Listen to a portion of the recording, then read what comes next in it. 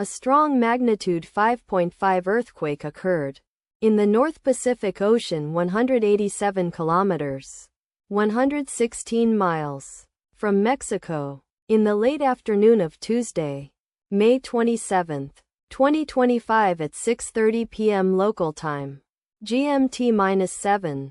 The quake had a very shallow depth of 23 kilometers, 14 miles, and was not felt, or at least not reported so.